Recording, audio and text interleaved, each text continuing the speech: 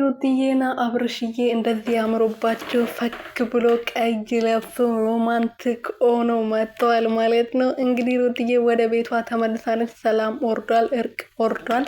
ሩትዬ መቼም ይህ ሁሉ ነገር ከተፈጠረ በኋላ ወደ በኋላ ትመለሳለች ማለት ዘበት ነውና።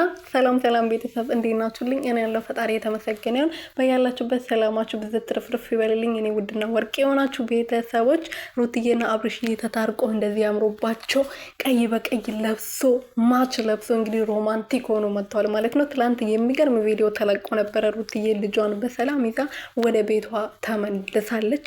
ወደ ቤቷ ከተመለሰች በኋላ ያኔ አብርሽ አልነበረም። ዛሬ ደግሞ እንግዲህ እንደዚህ አምሮባቸው ደምቆ ውቦ ነው መጥተዋል ማለት ነው። እንኳን ደህና መጣችሁ፣ እንኳን ለዚህ ቀን አበቃችሁ እያልኩኝ ማለት ነው። ኤርሜ እያለ ኤርሜላዬ ነው ስሟ ማን ነበረ? ባይ ባይ ደህናውን አትበይኝ፣ ባይ ባይ አትበይኝ ፈራለሁ የሚለው ዘፈን ተቀይሮ ለሄርሜላ ባይ ባይ ልትባል ይገባል ማለት ነው። ሄርሜላ ባይ ባይ ተብለሻል። ጊዜሽ አብቅተዋል።